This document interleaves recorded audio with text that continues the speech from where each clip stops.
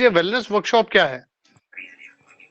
Basically ये वो industry है, ये वो तरीका है जहां पे कोई भी इंसान अपने आप को कैसे स्वस्थ रखा जाए उसके बारे में वो जानकारी जुटा सकता है और उस जानकारी के माध्यम से वो उस पे अमल करते हुए अपने शरीर को स्वस्थ रख सकता है। और क्योंकि उसके पास जानकारी है, अब वो उसका इस्तेमाल औरों को सजग करने में कर सकता है। और जिस तरह से वह दूर है सभी तरह की बीमारियों से या अपने आप को रखने में सक्षम है, वैसा ही और लोगों के साथ में भी कर सकता है। और जो सबसे बड़ी बात है इसमें कि इसमें दो चीजें हैं। पहला, आप इसमें हेल्थ गेन कर सकते हैं, और दूसरा, यदि आप इसको औरों के साथ में शेयर करते हैं तो एक चीज और भी आपको मिल सकती है, और वो इस आपके ऊपर निर्भर करेगा कि वो आप लेना चाहते हैं नहीं लेना चाहते, और वो है मुद्रा मिल सकती है आपको। फ्रेंड्स, अगर हम देखें क्वालिटी ऑफ लाइफ अगर किसी को लीड करनी हो तो उसके लिए तीन चीजों की रिक्वायरमेंट होती है: ऑप्टिमम हेल्थ, एनफ मनी और ए फ्री टाइम। तो आज का जो हमारा कार्यक्रम है उसके अंदर हम चर्चा करेंगे पहले बिंदु की, पहले पॉइंट की, जिसका नाम है ऑप्टिमम हेल्थ। और ये ऑप्टिमम हेल्थ जो है कैसे काम करेगा अगले स्लाइड्स में आप देखेंगे। लेकिन साथ ही में जो एनफ मनी, खूब सारा प्रचुर मात्रा में पैसा या धन, और साथ ही में काफी सारा समय, क्योंकि आजकल आप देखते हैं किसी से भी बात करो, किसी से भी पूछो, आदमी एक ही बात करता है, टाइम नहीं है। अब किस चीज का टाइम नहीं है वो तो पता नहीं, लेकिन हाँ इतना पता है कि टाइम नहीं है। तो फ्रेंड, जैसे मैंने कहा था आज हम बात करेंगे सेहत की। तो सेहत के बारे में यदि आप आम जन से चर्चा करते हैं, आम व्यक्ति से पूछते हैं भाई सेहतमंद कौन होता है या किसको आप सेहत कहते हैं, तो मैक्सिमम लोग आपको कहते मिलेंगे कि भाई जिस व्यक्ति के शरीर में कोई भी किसी भी तरह का रोग नहीं है वो हेल्दी है। कहने का मतलब शरीर में रोग ना होना हेल्थ है। लेकिन डब्ल्यूएचओ क्या कहता है, वर्ल्ड हेल्थ ऑर्गेनाइजेशन, उनकी जो परिभाषा, उनकी जो डेफिनेशन है वो ये है कि a state of complete physical, mental and social wellbeing. वो कहने का मतलब डब्ल्यूएचओ कहता है कि शारीरिक नहीं, खाली मानसिक और भावनात्मक, सॉरी, मानसिक और सामाजिक रूप से आप वेलबींग होने चाहिए। और लेकिन अपनी इस परिभाषा के जो सेकंड पार्ट है उसमें वो वही बात बोलता है जो हम और आप बोलते हैं, लेकिन वो आधी बात है। And not merely the absence of disease. खाली शारीरिक रूप से बीमार ना होना ही हेल्थ नहीं है, इसके अलावा आपको मानसिक तथा सामाजिक तौर पे भी वेलबींग होना चाहिए। तो ये समग्र भाषा, ये जो परिभाषा है वो ये है। अब हम बात करेंगे चार बिंदुओं पे। पहला, प्रॉब्लम्स को देखेंगे, फिर उसके कारण को देखेंगे, रीजन को, फिर हम उसके प्रोसेस को जानेंगे, प्रक्रिया को जानेंगे, और सोल्यूशन की बात करेंगे। तो जब हम बात करेंगे प्रॉब्लम की, तो प्रॉब्लम में क्या आएगा? ब्लड प्रेशर, जिसको कार्डियोवास्कुलर डिजीज भी बोलते हैं, हार्ट प्रॉब्लम है, coronary artery disease, sugar, diabetes, मधुमेह, कैंसर है, ओबेसिटी कहते हैं मोटापे को, ऑस्टियोआर्थराइटिस, घुटने जोड़ों में दर्द होना, ऑस्टियोपोरोसिस, हड्डियों का खोखला होना, रूमेटॉइड आर्थराइटिस, गठिया बाय इसको बोला जाता है। इसके अलावा क्रॉनिक किडनी डिजीज, सीकेडी जिसको हम बोलते हैं, गुर्दे की बीमारी है। Acute and chronic liver disease, यकृत या जिगर की बीमारी है, या लीवर जिसको हम कहते हैं। इसके अलावा साइकोसोमेटिक डिसऑर्डर्स होते हैं। साइकोसोमेटिक डिसऑर्डर्स क्या होते हैं? जैसे एंजाइटी हो गया, डिप्रेशन हो गया, आजकल बहुत ज्यादा है।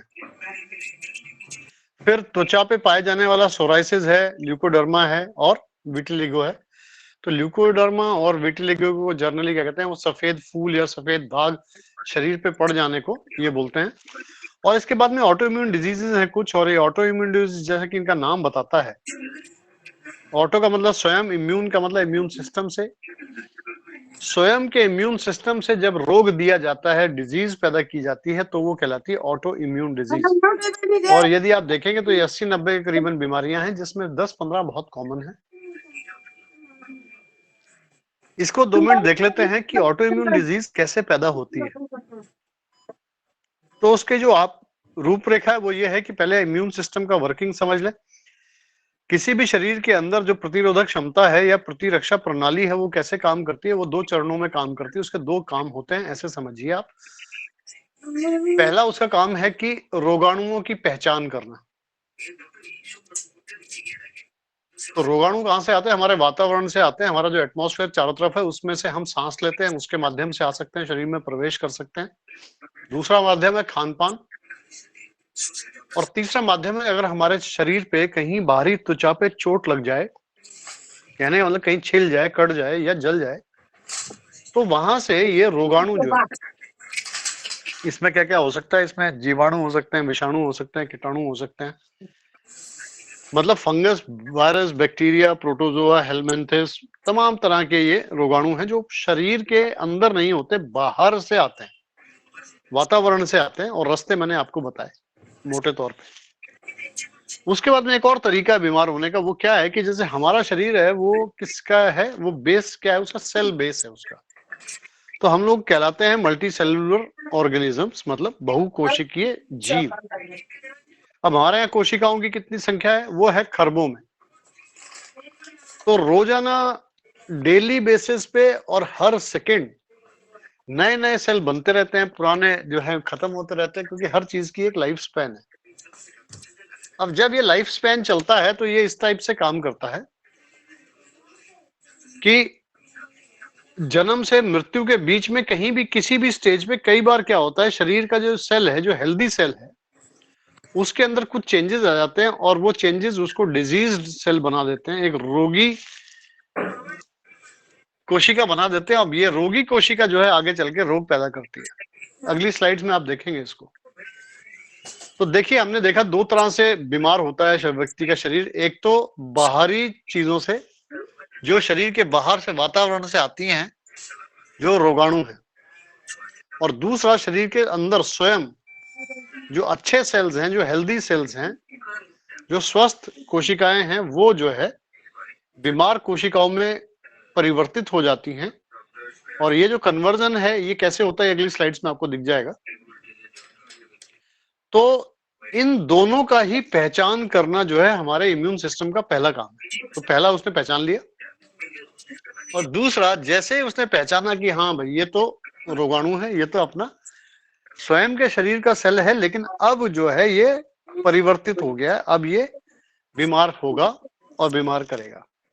तो उनको पहचानने के बाद दूसरा उसका काम है उनको किल करना, उन्हें मार देना।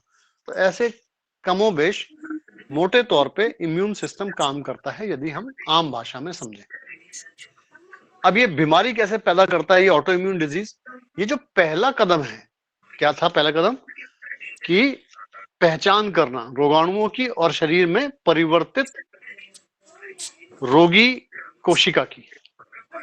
ये जो है सिस्टम करना में असमर्थ हो जाता है। असमर्थ क्यों होता है? क्योंकि वो कंफ्यूज हो जाता है, वो शंकित हो जाता है, भ्रमित हो जाता है।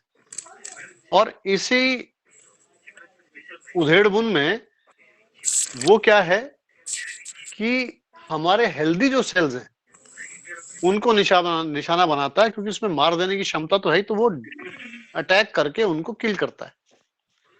और शरीर के जिस अंग में ये चीजें घटना घटित होती हैं उससे संबंधित कोई ना कोई बीमारी वो पैदा करता है। तो जैसे मैंने बताया 80-90 के करीबन बीमारियां हैं। तो ये जो लिस्ट आप देख रहे हैं इसमें भी कुछ ऑटो इम्यून डिजीज लिखी हुई है। जैसे इसके ठीक ऊपर जो है नीचे से दूसरी जो लाइन आप देख रहे हैं काले रंग से लिखी हुई, सोरायसिस, ल्यूकोडर्मा और विटिलिगो, ये क्या है? त्वचा पे पाया जाता है ये रोग, लेकिन ये ऑटो इम्यून डिजीज है, क्योंकि अंग यहाँ पे जो ऑटो इम्यून का जो अंग है जहां पे उसकी घटना घटित हुई है कंफ्यूज होकर के मार देने की, वो कहाँ हुई है? त्वचा पे हुई है। तो ये सोरायसिस हो गया। इसके ठीक ऊपर चलेंगे, देखो बीच में है रोमेटाइड आर्थराइटिस, गठिया बाय। गठिया बाय होती कहाँ पे? छोटे जोड़ों में, हाथों के, पैरों के जो छोटे जोड़ हैं, पंजों के, उंगलियों के, उसमें होती है। तो कहाँ हो रही है? जोड़ों में। तो अंग हो गया जोड़, लेकिन ये बीमारी क्या है, इसका ओरिजिन क्या है? इसका ओरिजिन है वही ऑटो इम्यून डिजीज। इसी तरह से जैसे डायबिटीज आपने देखा होगा, तो डायबिटीज 2 तरह का होता है। एक डायबिटीज टाइप 1 होता है, एक डायबिटीज टाइप 2 होता है। तो जो 1 होता है वो ऑटो इम्यून डिजीज होता है।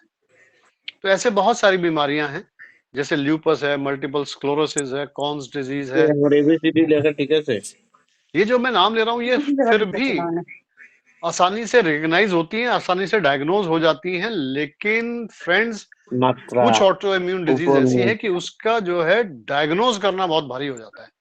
छोटे मोटे डॉक्टर, मतलब यहाँ पे मतलब पता नहीं मेरे को क्या शब्द इस्तेमाल करना चाहिए, मतलब वो डॉक्टर जो वैसे तो क्वालिफाइड हैं, एमबीबीएस हैं, एमडी हैं, उनकी भी पहुंच से बाहर हो जाते हैं इसके सिम्टम्स पहचानना कि ये बीमारी है क्या। तो फिर वो बड़े सेंटर्स बोले तो जिनको हम कहते हैं, जैसे आपने देखा होगा कि मेडिकल साइंस के अंदर जो ये जो सिस्टम है उसमें कहते हैं प्राइमरी हेल्थ सेंटर और कम्युनिटी हेल्थ सेंटर, और फिर उसके बाद में इस टाइप से आप ऊपर आते हो। प्राइमरी से के बाद में सेकेंडरी और फिर टर्सरी बोलते हैं इनको, जो हाईएस्ट लेवल पे होता है। जैसे बड़े बड़े नाम आपने सुने होंगे, एम्स है, सीएमसी वेल्लोर है, सीएमसी लुधियाना है, पीजीएमसी है, पीजीआई चंडीगढ़ है, एम्स है। ये सारे के सारे वो लेवल के हैं इंस्टीट्यूट्स जहाँ पे क्या होता है, रिसर्च वर्क भी होता है, क्लिनिकल के साथ में रिसर्च भी चलते हैं, वहां जाकर के उसकी पहचान हो पाती है। इतना ये खतरनाक है ऑटो इम्यून डिजीज। तो फ्रेंड्स, ये जितनी भी आप देख रहे हैं बीमारियां, ये क्या है, ये लाइफस्टाइल डिजीज कहलाती हैं, क्योंकि ये किसी इन्फेक्शन से नहीं होती है। These are non communicable disease, ये छुआछूत से नहीं फैलती है। और इनको एक और नाम मिलता है, दीज आर नॉन इन्फेक्शियस, मतलब ये इन्फेक्शियस नहीं है। इन्फेक्शियस का मतलब जो रोगाणुओं से फैलती है वो नहीं है। तो ये लाइफस्टाइल से फैलती है, इसीलिए इनको कहा जाता है जीवन शैली जनित रोग। तो फ्रेंड्स, अब देखते हैं इनके कारण क्या है। कारण बड़े सिंपल हैं, दो मेजर कारण है। पहला है लो और कंफ्यूज्ड इम्यूनिटी हो जाना शरीर के, और दूसरा है शरीर को प्रॉपर क्या नहीं मिलना, पोषक तत्व नहीं मिल पाते हैं। किसकी वजह से? न्यूट्रिशनल गैप, पोषक तत्वों की कमी हो जाती है खान पान में। तो पहला जो रीजन है उसमें आप समझ गए, लो तो आप समझ गए कि भाई जो है वो निम्न स्तर की इम्यूनिटी है, या फिर वो कंफ्यूज्ड हो गया है, जिसकी वजह से क्या होगा, ऑटो इम्यून डिजीज क्रिएट होगी। तो ये क्यों होते हैं, इसके मेजर 4-5 कारण हैं। जो पहला कारण है और जो सबसे मेजर इंपॉर्टेंट कारण है वो है तनाव, जिसको हम कहते हैं चिंता। और आपने जरूर सुना होगा, चिंता चिता समान होती है। तो ये जो चिंता है वो कहाँ कहाँ पाई जाती है, या कहाँ कहाँ की वजह से क्रिएट होती है? पहला है हमारे वर्क प्लेस पे, कार्य जहां पे हम करने जाते हैं, चाहे बिजनेस करने जा रहे हैं वहां पे, चाहे हम अपना कंसल्टेशन करने जा रहे हैं, या हम नौकरी करने जा रहे हैं। फिर स्टडीज में है, रिलेशनशिप्स में है, रिश्तों को सुधारने में, रिश्तों को बनाए रखने में जो प्रेशर है वो है। ये फिजिकल हो सकता है, मेंटल हो सकता है, इमोशनल हो सकता है, और इतनी मारक क्षमता है इसकी कि मैं बता नहीं सकता हूँ आपको। इसीलिए इसको सबसे पहले टॉप प्रायोरिटी पे रखा जाता है। तो जब भी व्यक्ति स्ट्रेस में होगा तो उसके शरीर के साथ में अंदर कुछ ना कुछ चल रहा होगा, और ये लो और कंफ्यूज इम्यूनिटी क्रिएट करेगा और बीमारी कोई ना कोई लाएगा। उसके बाद में पोल्यूशन है, प्रदूषण, किसमें? एयर में, वाटर, सॉइल में। किस कारण से? Use of chemical. और केमिकल आपको पता है अनगिनत केमिकल हैं, नाम ले लेकर के थक जाएंगे। केमिकल नहीं थकने वाले हैं, नहीं खत्म होने वाले हैं। इसके बाद में use of chemicals in modern men's lifestyle. सबसे मेजर क्या है? 3 जगह है, एग्रीकल्चर है, फूड है, और फार्मास्यूटिकल है। पहला एग्रीकल्चर में, जनरली कहाँ पे? खाद में और कीटनाशकों में, जो खरपतवार नाशक जिसको हम बोलते हैं। इसके बाद में जो यूज होता है वो होता है पैक्ड और प्रोसेस्ड फूड इंडस्ट्री के अंदर, क्योंकि आज की तारीख में अत्यधिक जो है प्रचलन बढ़ गया है किसका? डब्बे बंद खाने का या पैकेट बंद खाने का। और उसको पैकेट बंद या डब्बा बंद करके जो हम उसकी लाइफ बढ़ाते हैं, शेल्फ लाइफ जिसको कहते हैं, वो बढ़ती है प्रिजर्वेटिव्स की वजह से। और प्रिजर्वेटिव क्या होते हैं? केमिकल्स होते हैं। इसके बाद में यदि किसी आदमी को कुछ बीमारी हो गई है और उसको दवाइयां खानी पड़ती हैं और लगातार वो दवाई खा रहा है, तो ऐसी कंडीशन में मेडिसिन जो होती हैं वो भी प्योर केमिकल होती है। इसके बाद में रेडिएशन के एक्सपोजर है फ्रेंड्स। रेडिएशन एक्सपोजर कैसा? न्यूक्लियर रेडिएशन सबसे टॉप पे है, और न्यूक्लियर रेडिएशन का मतलब है नाभिकीय विकिरण, और इसकी तो मारक क्षमता महीनों, दिनों, सालों में नहीं है, दशकों में है, और लगता है कि शायद सेंचुरीज में होगी। हिरोशिमा नागासाकी में 1945 में बम गिरा था, आज भी उसके असर हैं। और शायद मतलब जो नोन हिस्ट्री है उसमें 2 ही बम गिरे हैं, एक जापान के हिरोशिमा शहर में और दूसरा नागासाकी में, सभी जानते हैं 1945 सेकेंड वर्ल्ड वॉर के टाइम में। उसके बाद में इसका उपयोग नहीं किया गया एटॉमिक बॉम्ब्स का। लेकिन आज भी वहां पे कैसे दिव्यांग बच्चे पैदा होते हैं आज की जनरेशन्स में भी, देखिए कितनी मारक क्षमता है। इसके अलावा जो है एक्सरेज हैं, अल्ट्रावायलेट रेज हैं, इलेक्ट्रोमैग्नेटिक रेज हैं, और उसके बाद में आपके इंफ्रारेड रेज हैं। तो ये सभी जो हैं एक्सपोजर करती हैं और हम इससे बच नहीं सकते हैं। इस तरह की जीवन शैली आज की तारीख में हम जी रहे हैं। आप स्कैनिंग के थ्रू जाएंगे, आप ट्रेवल करेंगे, किसी अच्छे बड़े मॉल में जाएंगे, रेलवे स्टेशन पे जाएंगे, बस स्टैंड पे जाएंगे, एयरपोर्ट पे जाएंगे, आपका सबसे पहले आपका सामान स्कैन होता है, फिर आप स्कैन होते हो। इसके बाद में कुछ पर्सनल हैबिट हैं जिसमें मेजर मेजर मेजर है क्या है, सुस्त जीवन शैली, सेडेंटरी लाइफस्टाइल। आदमी बस भाई काम इसलिए करना चाहता है कि उसको मजबूरी है काम करने जाना है, अगर उसे काम करने जाना ना पड़े। जैसे हमारे हरियाणा में कह करें क्या, जिसे मिले यूं वो करे क्यों। जिसको अगर घर बैठे का इंतजाम हो जाए तो फिर वो कोई काम नहीं करता, जिसको मिल जाता है फिर वो काम नहीं करता। इसीलिए कहते हैं कि काम करने जाने के बाद लौट के आने पर घर पे हर आदमी चाहता है बस या तो सोफा हो और या हो बेड, और एक चीज मेरे हाथ में हो। किसी भी घर के अंदर अगर आप चले जाएं तो चलती किसकी कैसे पता चलेगा, जिसके हाथ में रिमोट है उसकी चलती है घर में। तो रिमोट से ही सब काम होते हैं, और रिमोट के लिए कितना भी पैसा आप ले सकते हो मॉडर्न लाइफस्टाइल लीड करने वाले लोगों से। ऑटोमेटिक जो है गाड़ी के ट्रांसमिशन होना चाहिए, गियर नहीं बदलने की जरूरत है मेरे को, महंगी मिलेगी। किक स्टार्ट की बजाय सेल्फ स्टार्ट महंगी मिलेगी। तो ये आप समझ रहे हो मैं क्या कहना चाह रहा हूँ, और आप सभी इससे वाकिफ हो। खान पान कैसा है हमारा, फास्ट और जंक फूड है, और ऑयली और स्पाइसी उसका बनाए जाने का प्रिपरेशन है। एम्प्टी कैलोरी वो देता है, एम्प्टी देता है क्या, न्यूट्रिशन से एम्प्टी है, कैलोरी से भरपूर है। स्मोकिंग और अल्कोहल कंजम्पशन, ये जो है और 2 तरह के हमारे पर्सनल हैबिट्स हैं। तो फ्रेंड्स इन कभी सभी कारणों से लो और कंफ्यूज्ड इम्यूनिटी हमारी हो जाती है, और इससे पहली स्लाइड की तमाम बीमारियां से हम ग्रसित हो जाते हैं। और दूसरा न्यूट्रिशनल गैप, इसमें 2 तरीके से गैप पैदा हुआ है। पहला खाने की क्वांटिटी को लेकर के, क्योंकि हम अपने फोर फादर्स, दादा परदादा की जो पीढ़ियां हमसे पहले जा चुकी हैं या अभी उनके साथ में हमारा संबंध है, हमारे माता पिता हैं, हमारे दादा दादी जिंदा हैं, तो कभी उनसे तसल्ली में बैठ करके पूछिएगा कि उनके टाइम में उनकी डाइट क्या थी, कितना खाना वो खाते थे। आप हैरान रह जाएंगे कि उनकी क्वांटिटी ऑफ इनटेक जो है आपसे बहुत बहुत बहुत ज्यादा था। कारण क्या, उनकी फिजिकल वर्किंग बहुत ज्यादा थी, वो आपकी तरह हमारी तरह सेडेंटरी लाइफस्टाइल नहीं लीड करते थे।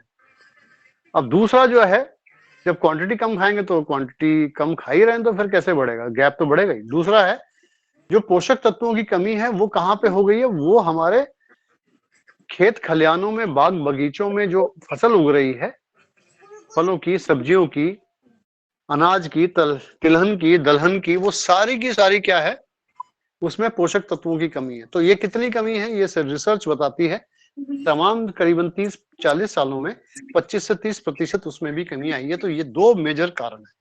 अब थोड़ा सा देख लेते हैं इसका प्रोसेस क्या है, इसका प्रक्रिया समझ लेना है। एक दोनों ही लाल रंग से लिखे हैं, आप देख रहे हैं, एक है फ्री रेडिकल, दूसरा है ऑक्सीजन।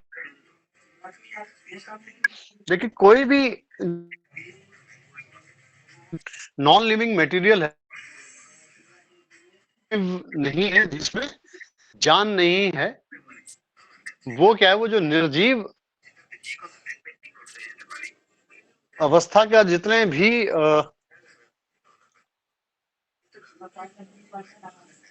जगत के अंदर चीजें हैं वो सारी की सारी क्या है, एटम से बनी हुई है। और जितने भी सजीव हैं जिनके अंदर जो है जीव है, चाहे पेड़ हैं, पौधे हैं, पशु पक्षी हैं या हम हैं, उनके जो शरीर बने हुए वो सेल से बने हुए हैं। बस यही है, सेल और एटम। तो एक्चुअली में इस कंसेप्ट को समझने में हमें एटम में आसानी होती है, तो इसीलिए इसको लिया गया है तो एक एटम क्या है, तो ये लेफ्ट साइड में आप जो देख रहे हैं नीले रंग का, ये एक एटम है। एटम में 3 चीजें होती हैं। पहला होता है उसका न्यूक्लियस, जो बीच में आप देख रहे हैं वो न्यूक्लियस है, वो स्टेबल रहता है, वो एक जगह रहता है, वो मूव नहीं करता है। ठीक ऐसे जैसे हमारा सौर मंडल में सूर्य कहते हैं वो एक ही जगह पे स्थिर है, उसके अंदर ये न्यूक्लियस जो है, इसके अंदर 2 चीजें, 2 पार्टिकल्स मिलते हैं। एक होता है न्यूट्रॉन जो कि न्यूट्रल होता है चार्ज में, और एक होता है पॉजिटिव, एक होता है प्रोटॉन, और प्रोटॉन होता है पॉजिटिवली चार्ज्ड। तो अगर हम न्यूक्लियस का टोटल चार्ज देखें तो एक तो न्यूट्रल है और दूसरा है पॉजिटिव, तो इसका मतलब उसका टोटल का क्या हो गया, पॉजिटिव चार्ज हो गया। अब इसके इर्द गिर्द जो है इलेक्ट्रॉन चक्कर लगाते हैं, और इलेक्ट्रॉन जो होते हैं नेगेटिवली चार्ज होते हैं। तो जितनी संख्या प्रोटॉन्स की होगी न्यूक्लियस के अंदर, उतने ही इलेक्ट्रॉन उसके इर्द गिर्द चक्कर लगाने वाले होंगे, और उनका एक सेट पाथवे होता है, एक उनका रास्ता होता है, उसी में वो चक्कर लगाते रहते हैं। एटम की टोटल चार्ज कितना हो गया, जितने प्रोटॉन हैं उतने इलेक्ट्रॉन हैं, तो प्लस माइनस न्यूट्रल। तो ये जो एटम होता है, अपनी जो इसकी स्वाभाविक संरचना होती है उसके अंदर क्या होता है, बिना चार्ज के होता है और स्टेबल होता है और रिएक्टिव नहीं होता है। ये है उसकी संरचना एटम की। अब क्या है कि कभी कभी जो जितनी चीजें हमने पीछे देखी, कोई किसी को स्ट्रेस है, केमिकल ज्यादा वो खा रहा है, ठीक है, शरीर के बाहर शरीर के अंदर कहीं पे भी किसका उत्पन्न हो जाता है, फ्री रेडिकल उत्पन्न हो जाता है। कैसे होता है कि ये जो इलेक्ट्रॉन चारों तरफ घूम रहे हैं ना, इनमें से किसी भी एक या एक से अधिक इलेक्ट्रॉन के अपने इस पाथवे को, इस रास्ते से भटक जाने को क्या होता है कि अगर वो भटका इससे, तो वो बाहर निकल गया, चला गया, हमेशा के लिए गया। तो वो जो इलेक्ट्रॉन लूज किया उसने, उसकी वजह से जो अगला जो स्ट्रक्चर बना वो बनता है फ्री रेडिकल। तो हमने यहाँ एक्सपेरिमेंट किया, एग्जाम्पल के तौर पे इसमें 8 इलेक्ट्रॉन लिए हैं। अगर देखें नीले वाले में बाहर जो है 4 के 2, मतलब 2-2 के 4 पेयर हैं, तो 8 हमने लिए हैं एग्जाम्पल के तौर पे। अब इसमें से हमने सिर्फ एक ही उसका खो दिया है, लूज कर दिया है, वो यहां से चला गया। तो जैसे ही वो यहां से जाएगा तो इसमें सिर्फ 7 बचेंगे, तो फिर ये बन जाएगा रेड कलर वाला चार्ज पार्टिकल बन जाएगा ये, और ये कहलाएगा फ्री रेडिकल। तो ये कैसे बना, ये बना एक स्टेबल एटम के अंदर इलेक्ट्रॉन खोने की वजह से ये फ्री रेडिकल बनता है।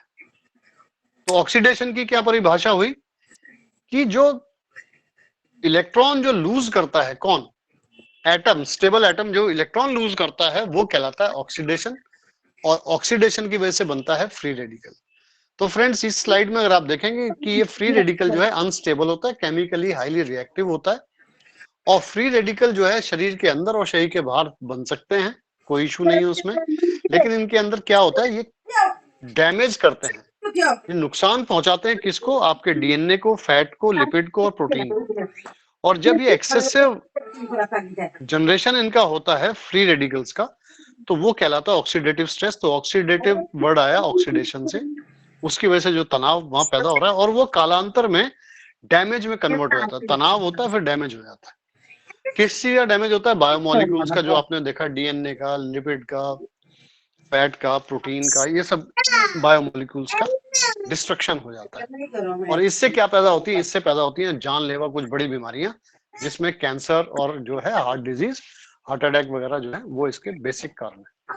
अब हम देखते हैं फ्रेंड्स कि ऑक्सीडेशन ऑफ कोलेस्ट्रॉल, कोलेस्ट्रॉल का अगर ऑक्सीडेशन हो जाएगा तो क्या होगा। तो देखिए ऑक्सीडेशन एलडीएल कोलेस्ट्रॉल का होता है, जिसको हम कहते हैं लो डेंसिटी लिपिड या बैड कोलेस्ट्रॉल। और ये कोलेस्ट्रॉल जो है उसकी एक संरचना होती है, और उसका ऑक्सीडेशन होने का मतलब उसका इलेक्ट्रॉन अगर निकल गए वहां से तो वो ऑक्सीडाइज हो गया। अब उसका परिवर्तन हुआ है किसमें, उसकी संरचना में, तो वो क्या साथ में और दिक्कत करेगा कि वो अपना कार्य से भटकेगा, और जब कार्य से भटकेगा तो क्या होगा, वो कार्य अलग कार्य करेगा। तो ये जब है ऑक्सीडाइज हो जाता है, तो ये हमारी जो धमनियां अंदर जिसके अंदर ब्लड फ्लो करता है, उसके अंदर वॉल के अंदर ये जाकर के एक्युमुलेट होता है, और ऑक्सीडेशन होते रहते हैं, और वहां पर जाके इकट्ठे होते रहते हैं। और जब ये काफी इकट्ठे हो जाते हैं तो ये क्या करते हैं, एक ब्लॉकेज पैदा करते हैं, और उसका जो सबसे मेजर कारण है हार्ट अटैक होने का, वो ब्लॉकेज है। और ये आप जानते भी होंगे, जो एंजियोग्राफी की जर्नली रिपोर्ट्स का चर्चा जो है आम भाषा में आम लोग, जो आम जन जो होते हैं, जो मरीज के तीमारदार जिनको कहा जाता है, अटेंडेंट जिनको कहा जाता है, वेल विशर्स जिनको कहा जाता है, वो जब आकर जाते हैं, बात करते हैं, तो चर्चा में ये आता है कि भाई इनको हार्ट अटैक हुआ था, आईसीयू में भर्ती करा, वहां एंजियोग्राफी हुई, एंजियोग्राफी में इनको क्या आया, ब्लॉकेज आई है, और ब्लॉकेज इतने इतने % है और इतनी इतनी जगह पे है। तो अब ये निर्णय हो रहा है कि स्टेंट डलेंगे या बाईपास सर्जरी होगी। तो ये किसकी वजह से हुआ? ये हुआ एलडीएल कोलेस्ट्रॉल। क्या एक दिन में हो गया? नहीं फ्रेंड्स, सालों की प्रक्रिया है। प्रक्रिया इतनी शांत है, उसका कोई दर्द नहीं होता, उसका कोई जलन नहीं होती, उसकी कोई चुभन नहीं होती, पता हमें लगता नहीं है। पता तब लगता है जब जोर से धमाका होता है और किसी एक दिन बहुत बड़ी बीमारी के साथ में हमको पता चलता है। तो फ्रेंड्स, ये है ऑक्सीडेशन ऑफ कोलेस्ट्रॉल। इसके बाद में फ्रेंड्स अगला है DNA damage bye oxidative stress. तो डीएनए को भी डैमेज करने की क्षमता रखता है। डीएनए कहाँ मिलता है? न्यूक्लियस में, सेल्स के अंदर। और न्यूक्लियस कहाँ है? वो स्टेबल है और एटम के ठीक बीच में। मतलब देखिए, वहां तक भी ये पहुंच गया जहां न्यूक्लियस है। और ये डीएनए को जब ये ऑक्सीडाइज करता है तो डीएनए का अभी क्या चेंज होता है? कॉन्फ़िगरेशन चेंज होता है, उसका परिवर्तित हो जाता है और उसकी कार्य क्षमता बदल जाती है, कार्यशैली बदल जाती है। और कैसे बदलती है? जनरली एक सेल जो है जब डिवाइड करता है तो 2 सेल बनाता है। ये इसकी नॉर्मल प्रक्रिया है। डीएनए के अंदर वो संदेश छुपा हुआ है कि एक सेल जब डिवाइड होगा तो 2 ही सेल बनाना है, तीसरा नहीं बनाना है। ये कंडीशन चली आ रही है, बचपन से चली आ रही है, जवानी तक भी है, बुढ़ापे तक भी है। और जिसको कोई ये बड़ी रोग नहीं होते, उनके साथ कभी घटना नहीं घटी। लेकिन कुछ एक शरीरों में डीएनए का जो चेंज होता है स्ट्रक्चर, उसे हम म्यूटेटेड कहते हैं, म्यूटेशन कहते हैं डीएनए का। उसकी वजह से जो है जानलेवा बड़ी बीमारी जिसका नाम है कैंसर, वो पैदा कर देता है। क्यों? जब इसका डीएनए का ऑक्सीडेशन होता है और ये म्यूटेटेड हो जाता है, तो वो जो संदेश है जिसमें डिवीजन के टाइम में 2 सेल की बजाय ये अनगिनत सेल बनाने लगता है। तो इसलिए कैंसर की जो सबसे छोटी परिभाषा की अगर बात की जाए, uncontrolled growth of any cell is called cancer. और आपने देखा होगा वहां पे क्या पैदा होता है?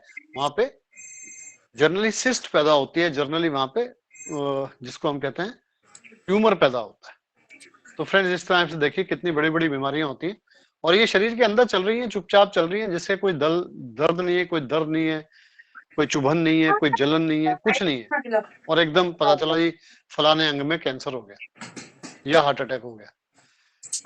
इनको अंदर नहीं देख पाए लेकिन बाहर देखने की कोशिश करें फ्रेंड्स, और जाने कि आपके शरीर में आपके साथ आपके रहते रहते बिना आपकी जानकारी के, आपके अनभिज्ञता के क्या हो रहा है? ऑक्सीडेशन हो रहा है। तो यहाँ पे अगर आप सेब को काट के छोड़ेंगे, उसका ऑक्सीडेशन होता हुआ अपनी आंखों से देखेंगे। लोहे को जंग लगता हुआ आप अपनी आंखों से देखेंगे। तो ये क्या प्रक्रिया है? ये बिल्कुल सेम प्रक्रिया है जिसको हम जान पा रहे हैं, ऑक्सीडेशन हो जाता है। क्या इसका इलाज है? इसका इलाज है एंटीऑक्सीडेंट। और एंटीऑक्सीडेंट कैसे इसका इलाज करते हैं?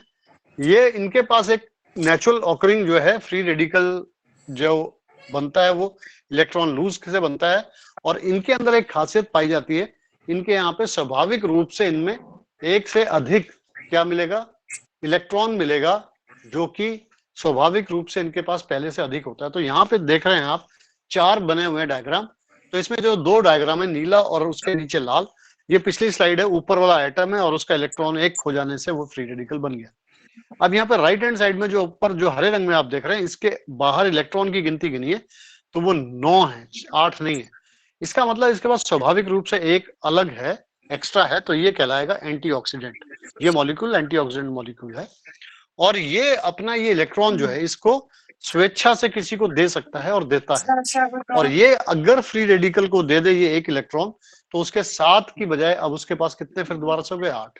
तो ये एक छोटी सी प्रक्रिया से जानने की कोशिश हम करते हैं। और इससे इसी तरह से लगभग होता है कि अगर एंटीऑक्सीडेंट आपने खा रखा है, आपके बॉडी के अंदर मौजूद है, तो आपके बॉडी के अंदर होने वाले डीएनए के डैमेज या ऑक्सीडेशन से होने वाले किसी भी डैमेज को सेल से फ्री रेडिकल अगर बन भी गया तो उसको वापस परिवर्तित करके नॉर्मल सेल में या नॉर्मल एटम में चेंज कर दिया जाएगा।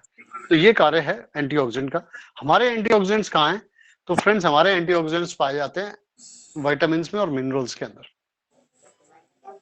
और ये विटामिन्स मिनरल्स कहाँ पे छुपे हुए रखे हैं? ये रखे हैं नेचर के अंदर, रॉ फ्रूट्स एंड वेजिटेबल में, और कलरफुल फ्रूट एंड वेजिटेबल में कितने तरह की सब्जियां फल हैं, आप सोच के देखिए, विचार के देखिए, बहुत सारे हैं। तो डब्ल्यूएचओ क्या कहता है? डब्ल्यूएचओ कहता है कि यदि किसी व्यक्ति को डेली बेसिस पे 13 विटामिन और 11 मिनरल्स की जो रिक्वायरमेंट होती है, वो उसको अगर अपने खाने से प्राप्त करनी है तो कम से कम उसको कितने फल और सब्जियां खानी पड़ेंगी? लगभग 1.25 किलो से 1.5 किलो फल और सब्जियां जो वो खाएगा, छिलके समेत नहीं। छिलका तो फेंक दे, संतरे का छिलका हो गया, केले का छिलका हो गया, तमाम तरह के छिलके हम खाते नहीं है, फेंक देते, तो उसका वजन मत गिनिए। जो वो अंदर का मटेरियल जो आप खाते हैं वो 1.25 किलो खाएंगे आप डेली बेसिस पे, और ये भी कंडीशन है कि वो 5 से लेके 7 डिफरेंट रंगों का हो, तब जाके एक व्यक्ति के डेली बेसिस पे 13 विटामिन 11 मिनरल्स की जो कमी है या उसकी जो रिक्वायरमेंट है वो पूरी कर सकता है। तो आप देखिए कितना पॉसिबल है। और विटामिन में बहुत सारे विटामिन होते हैं, 13 जिनकी संख्या है, तो उसमें से 3 ही केवल एंटीऑक्सीडेंट है, ए, सी और ई। ऐसे ही बहुत सारे मिनरल्स में से ये जिंक, सेलेनियम और आपका मैग्नीज, ये जो है क्या है? एंटीऑक्सीडेंट है। तो फ्रेंड्स, क्वांटिटी मैंने बता दी, कलर मैंने बता दी, 5 से 7 डिफरेंट कलर, क्वांटिटी 1.25 किलो से 1.5 किलो डेली बेसिस पे खाइए और अपना रिक्वायरमेंट पूरा कीजिए। न्यूट्रिशनल गैप, खाना चाहे मांसाहारी है, शाकाहारी है, उसके अंदर यही चीज आखिरी में मिलती है, carbohydrate, fat, protein, vitamin, mineral, fibre, water and phytonutrient. Phytonutrients कहते हैं प्लांट में पाए जाने वाले पोषक तत्वों को। फाइटो का मतलब प्लांट। अब ये जो न्यूट्रिशनल गैप है ये किसका है? कार्बोहाइड्रेट और फैट का तो कतई नहीं है, क्योंकि हमारा खाना क्या है? फास्ट फूड और जंक फूड है, ऑयली और स्पाइसी है नेचर में, तो इसलिए उसमें कार्बोहाइड्रेट प्रचुर मात्रा में है। और फैट, कौन सा वाला? फैट दो तरह के होते हैं। गुड फैट जो है यहाँ पे नहीं है, बैड फैट है, क्योंकि वो कमर्शियली तैयार किया जा रहा है, और कमर्शियली जब कोई चीज तैयार की जाती है उसमें आपकी सेहत का ध्यान नहीं रखा जाता। ये बहुत ही सिंपल बात है, इसलिए कहते हैं घर का खाना सबसे बढ़िया। घर में चाहे कुछ ही बना के खाइए आप, वो बाहर के कितने भी बढ़िया से ज्यादा पौष्टिक होगा, ज्यादा स्वादिष्ट होगा और आपके लिए अच्छा रहेगा। तो फ्रेंड्स, अब ये जो गैप है वो है प्रोटीन का, विटामिन्स का, मिनरल्स का, फाइबर का, यहाँ तक पानी का। पानी भी लोग कम पीते हैं, 2.5-3 लीटर जितना रिक्वायरमेंट है उतना नहीं पीते हैं, और फाइटोन्यूट्रिएंट्स की कमी है। प्रोटीन अगर देखें तो हमारी बॉडी 10,000 प्रोटीन मॉलिक्यूल से बनी हुई है, जिनके जो बिल्डिंग ब्लॉक्स है उनको हम अमीनो एसिड्स बोलते हैं। तो 20 अमीनो एसिड से मिलकर के वो 10,000 डिफरेंट कॉम्बिनेशंस के अंदर प्रोटीन मॉलिक्यूल हैं। अब प्रोटीन में क्या क्या है? हमारा बाल, हमारे नाखून है, हमारी खाल मतलब की स्किन है, हमारे मसल्स हैं, हमारे हार्मोन्स हैं, हमारे एंजाइम्स हैं, हमारे, आप नाम लीजिए, वो उसमें प्रोटीन जरूर होगा, कहने का मतलब ये है। और इन 20 अमीनो एसिड में से 9 एसेंशियल हैं, जिसको कि हमारे को डाइट के माध्यम से बाहर से लेना पड़ता है। इसके अलावा जो है 13 तरह के विटामिन हैं, ये ए है, बी है, 8 तरह के, सी, डी, ई और के। तो फ्रेंड्स, अगर ये गैप हमारे यहाँ पे है तो इसका मतलब क्या है कि डेली बेसिस पे जितना हमारा रिक्वायरमेंट है उससे 25%, 30% हम कम ले पा रहे हैं इनटेक, चाहे हम कुछ भी कर रहे हैं उसको पूरा नहीं कर पा रहे हैं। तो इसको पूरा किया जाएगा सप्लीमेंट के माध्यम से या सप्लीमेंट के माध्यम से। तो सप्लीमेंट जब आप लेने निकलेंगे मार्केट में, सप्लीमेंट की जरूरत है ये तो आपको पता चल गया, लेकिन जब लेने निकलेंगे तो मार्केट के अंदर सिंथेटिक लेबोरेटरी प्रिपरेशंस नजर आएंगी, और दूसरा नेचुरल प्लांट बेस्ड। अभी नेचुरल प्लांट बेस्ड जो है दो तरह के, ऑर्गेनिक और इनऑर्गेनिक। और ऑर्गेनिक जो है वो है जहां पे केमिकल इस्तेमाल नहीं होता है, इनऑर्गेनिक जहां केमिकल इस्तेमाल होता है। तो जब भी आप अपना क्या सप्लीमेंट ढूंढने चले तो आप ये दो चीजें जरूर देखें, वो ऑर्गेनिक होना चाहिए और प्लांट बेस्ड होना चाहिए। ये आप इस तरह के सप्लीमेंट्स आप लीजिए और उनका इस्तेमाल कीजिए।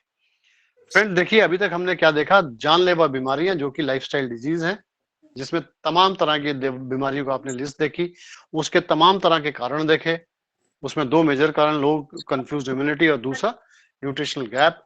और तीसरा हम देखे प्रक्रिया। प्रक्रिया बड़ी सिंपल है, स्टेबल एटम से फ्री रेडिकल बन जाता है अगर उसका ऑक्सीडेशन हो जाए, मतलब कि वो इलेक्ट्रॉन लूज कर दे।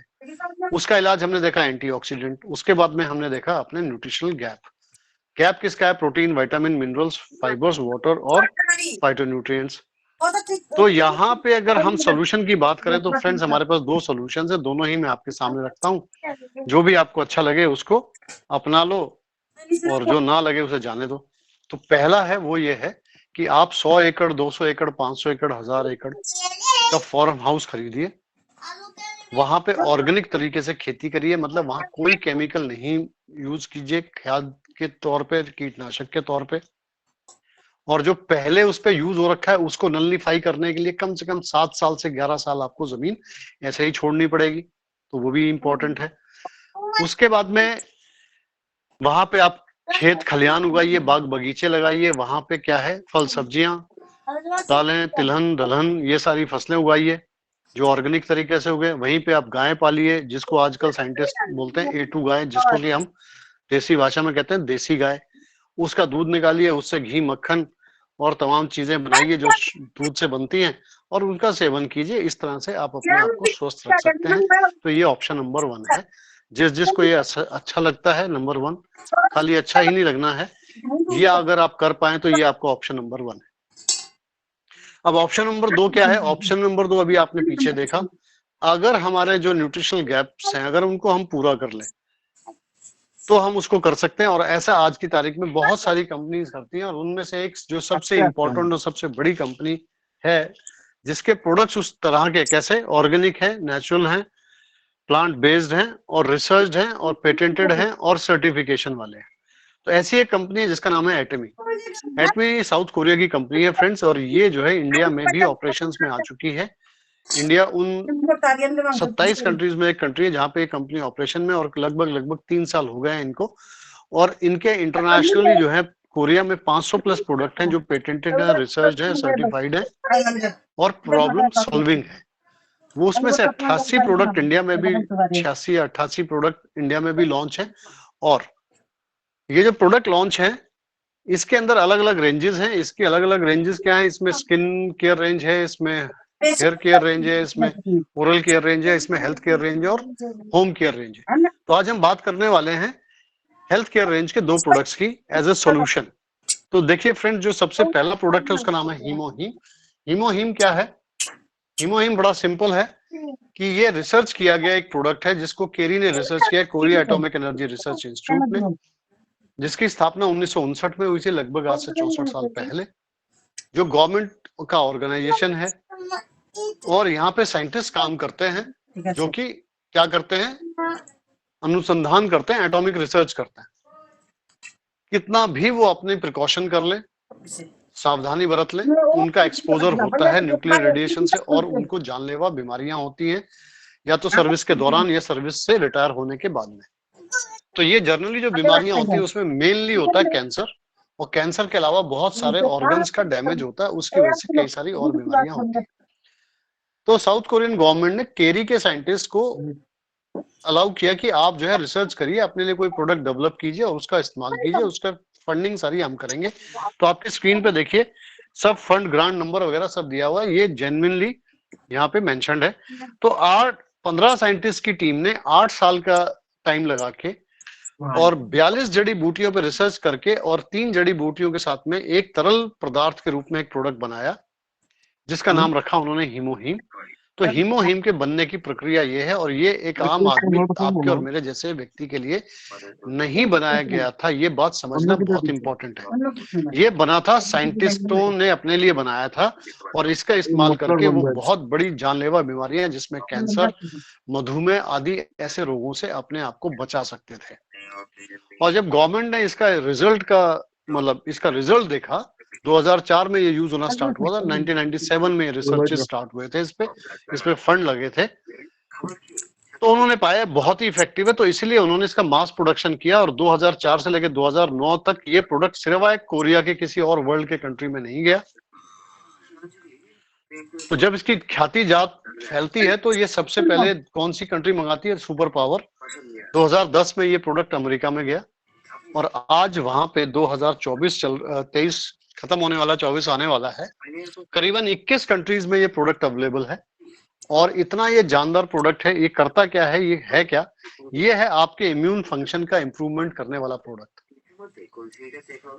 ये वर्ल्ड का पहला हर्बल फंक्शनल फूड सप्लीमेंट है। फंक्शनल इसलिए बोलते हैं कि इसका जो प्रिपरेशन है, जो कोलमार BNH नाम की कंपनी करती है, जो गवर्नमेंट का ज्वाइंट वेंचर और प्राइवेट का ज्वाइंट वेंचर है, वो इसको बनाते हैं फार्मास्यूटिकल स्टैंडर्ड से, जिनका की रिजल्ट जो है आप देख सकते हैं, क्योंकि प्रॉब्लम सॉल्विंग की तरह से ये वर्ल्ड के 21 कंट्रीज में अवेलेबल है और इसके 21 पेटेंट इसके पास है। ये काम कैसे करता है? ये एक्टिव करता है एनके सेल को। एनके सेल कहलाते हैं नेचुरल किलर सेल, जिनका काम है किल करना किसको? रोगाणुओं को, और परिवर्तित हुए स्वस्थ सेल से बीमार सेल, रोगी सेल को मार देना, और उसको एक्टिवेट करता है। उसके अलावा इम्यून सेल्स जितने और प्रतिरोधक क्षमता के जितनी कोशिकाएं हैं उन सभी को भी एक्टिवेट करता है। और उसके बाद में तीसरे नंबर पे ये करता है साइटोकाइंस को क्रिएट करता है। साइटोकाइंस छोटे स्मॉल मॉलिक्यूल्स होते हैं प्रोटीन के, जिनका काम है सिग्नल देना।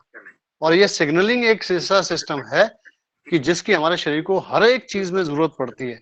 अब मैं बोल रहा हूँ, आप सुन रहे हो, आपको सुन रहे हो, आपका दिमाग समझ रहा है, आप चीजों को एक पिक्चर बना पा रहे हो। क्यों? सिग्नल्स काम कर रहे हैं बॉडी में। अगर सिग्नल नहीं काम करेंगे तो ना तो बोला जाएगा, ना सुना जाएगा, ना छुआएगा कोई, तो उसको महसूस किया जाएगा। ये है सिग्नल्स की पावर। तो यहाँ पे रोगाणु कौन सी जगह पे पहुंच गए हैं, कहाँ से शरीर कट गया, छिल गया, कहाँ पे शरीर के अंदर जो है वो स्वस्थ सेल जो है बीमार सेल में कन्वर्ट हो गया, उसकी पहचान करने का सिग्नल्स का सिस्टम है ये। कि यहाँ से पैर के अंगूठे में चोट लगी है तो वहां से सिग्नल आएगा और सारे के सारा रोगाणुओं को मारने के लिए वहां पे पहुंच जाएगा पूरी की पूरी क्या फौज, किसकी? इम्यून सेल्स की। तो ये इस तरह से काम करता है तीनों एरियाज में। और ये तीन बड़ी जड़ी बूटियां जो इसमें मिली हुई हैं वो है एंजेलिका गीगस, सिनेडियम ऑफिसिनिल और तीसरी पायनिया जैपोनिका, जो कि इसके अंदर है एक अनुपात के अंदर, तरल पदार्थ के अंदर। अब फ्रेंड्स इसके अंदर ना रिसर्च हुए हैं। अब ये जो रिसर्च आप देख रहे हैं डायबिटीज का रिसर्च है, और जनरली डायबिटीज के बारे में ये माना जाता है मेडिकल साइंस के द्वारा कि जो इसको एक बार हो गई उसकी सारी जिंदगी रहने वाली है, जाने नहीं वाली है। लेकिन ऐसा नहीं है फ्रेंड्स, इस प्रोडक्ट ने ये साबित कर दिखाया। और ये आज मैं बात कर रहा हूँ 2023 में, 2024 से प्रोडक्ट यूज हो रहा है। 20 साल 20 साल की इसकी बैकअप है। 21 कंट्रीज ने इसका सफर इसने तय किया है। 21 पेटेंट इसके पास है, वो मैं बता चुका हूं। तो फ्रेंड्स इस पे शक की निगाह से आप मत देखिए, आप इसको क्यूरियस होके देखिए, इसके बारे में सर्च कीजिए। और इसकी जानलेवा बीमारियों से लड़ने की ताकत और व्यक्ति को उसका जीवन दान देने की ताकत है इसमें, और ऐसा रिसर्च कहते हैं। और ये जो साइट है वो गवर्नमेंट का साइट है, नेशनल लाइब्रेरी ऑफ मेडिसिन में रिसर्च है। आप इसका URL नोट कर सकते हैं, www.nlm.nih.gov। गवर्नमेंट का साइट है, किसी प्राइवेट कंपनी का साइट नहीं है। और ये कहता है रिसर्च की डायबिटीज को मैनेज करता है बिना मेडिसिन के, क्योंकि ये खुद फूड सप्लीमेंट है। रिसर्च ऑन कैंसर, इस पे तो बेसिक काम हुआ ही था, तो इसके बारे में तो चिंता की जरूरत नहीं। लेकिन ये जो रिसर्च है वो किस पे है कि आज की तारीख में जो कैंसर का ट्रीटमेंट है वो कैसे होता है, कीमोथेरेपी या रेडियोथेरेपी से। और ये जो थेरेपीज है इनके साइड इफेक्ट जो होते हैं ये उसको भी क्या करता है, नल्लीफाई करता है, उसको भी ना के बराबर होने देता है। इतना ये इफेक्टिव है प्रोडक्ट। इसी तरह से रिसर्च है लंग इन्फ्लेमेशन पे, ये भी किस पे है, वही नेशनल लाइब्रेरी ऑफ मेडिसिन पे है। गवर्नमेंट का वेबसाइट है, यूएसए का वेबसाइट है गवर्नमेंट के डिपार्टमेंट का। वहाँ एग्रीकल्चर के अंदर भी आप देखेंगे डिपार्टमेंट में इस प्रोडक्ट का जिक्र है। वहां पे साइंस जीओवी नाम से एक वेबसाइट है, उसके अंदर भी आप इसका जिक्र देखेंगे। कैम्ब्रिज यूनिवर्सिटी की ऑफिशियल साइट पे भी इसका जिक्र देखेंगे। तो ये 16 तरह के क्लिनिकल मेडिकल रिसर्च पेपर हैं जो कि नेशनल लाइब्रेरी ऑफ मेडिसिन में जहाँ पे की जाके डॉक्टर्स अपनी क्या करते हैं, बैकअप लेते हैं अपने इंफॉर्मेशन नॉलेज का। तो ये वहां पे है फ्रेंड्स, तो आप भी जाकर के देख सकते हैं, समझ सकते हैं। और ये 16 में 68 और ऐड हुए, तो लगभग 80 से ज्यादा जो है आपको वहां पे क्या मिलने वाले हैं, रिसर्च पेपर मिलने जा रहे हैं। तो ऐसा कोई आपने प्रोडक्ट देखा क्या जिसको इतना सारा रिसर्च हो और इतनी सारी गवर्नमेंट्स उस पर काम कर रही हो और उनको रिकमेंड कर रही हो? तो ये ताकत है फ्रेंड्स इस प्रोडक्ट की। ये लिस्ट लंबी है, लेकिन मैं कहूंगा नजला जुकाम जो कि 3 दिन में ठीक हो जाता है, लेकर के कैंसर जैसी महामारी जो व्यक्ति को लेकर चली जाती है, इसके बीच में जितनी बीमारी आती है सभी पे हीमोहिम इफेक्टिवली काम करता है। आप इसका यूज कीजिए। ये शैशेज में आता है, 20 ml का एक शैशे होता है और एक दिन में 2 शैशे खाए जाते हैं, खाली पेट खाए जाते हैं, सुबह वाला भी और शाम वाला भी। और फ्रेंड्स इसके बाद में हम सेकंड प्रोडक्ट की बात करेंगे, वो है सुपर फूड कहलाता है, फ्यूचर का फूड कहलाता है। एटमी 100% प्योर स्पिरुलिना इसका नाम है, और ये इंडिया में बनाया जाने वाला प्रोडक्ट है। इंडिया में 2022 की जुलाई मंथ से इसको बना करके इंडिया में बेचा जा रहा है और इंडिया से बाहर एक्सपोर्ट किया जा रहा है। स्पिरुलिना क्या है बेसिकली फ्रेंड्स, ये जो है एक मीठे पानी में पाए जाने वाली हरे और नीले रंग की एक कोशिका वाली क्या है, एल्गे है। एल्गे कहते हैं हम लोग शैवाल को या काई को। तो इसके अंदर जो है यूएन, यूनाइटेड नेशन, इसको क्या कहता है, वो कहता है ये सुपर फूड है। कौन? स्पिरुलिना। और इसका जो है WHO क्या कहता है, वो कहता है फ्यूचर का फूड है। और नासा ने जब अपने अंतरिक्ष के अंदर साइंटिफिक रिसर्च करने की कोशिश की, तो वहां पे उनको साइंटिस्टों को ले जाना और वहां पे रखना की जरूरत थी।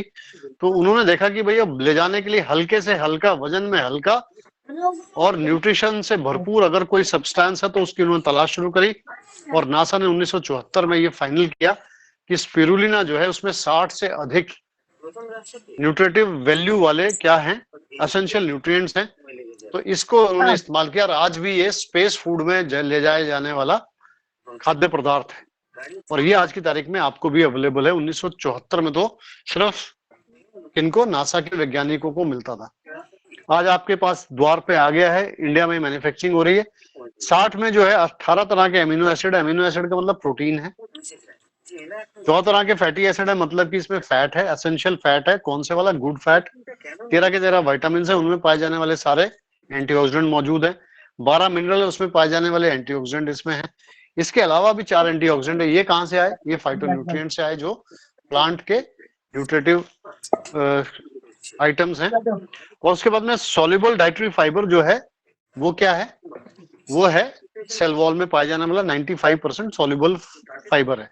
तो फ्रेंड्स आप देखिए, डाइट में से 8 में से 2 चीजें नहीं है। एक तो कार्बोहाइड्रेट नहीं है, दूसरा पानी नहीं है। बाकी सारी चीजें इस कैप्सूल के, मतलब इस प्रोडक्ट के अंदर जो कैप्सूल के फॉर्म में है, इसमें क्लोरोफिल, फाइकोसाइनिन, बीटा कैरोटीन भी होता है जो एंटीऑक्सीडेंट है। और इसके अंदर order free plant based capsule है जो कि प्योर वेजिटेरियन है। और फ्रेंड्स इसके ये हेल्थ बेनिफिट है। नंबर 1 बेनिफिट तो ये है कि ये माल न्यूट्रिशन किसी को अगर है, और किस किस को है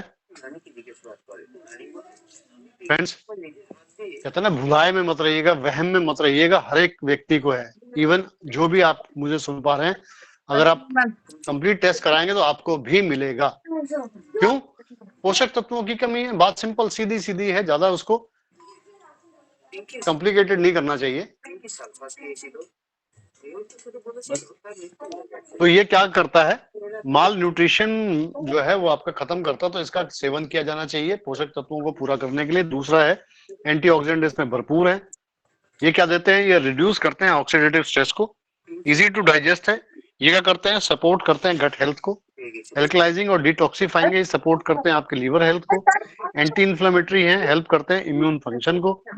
और रिड्यूस करते हैं सीरम कोलेस्ट्रॉल को।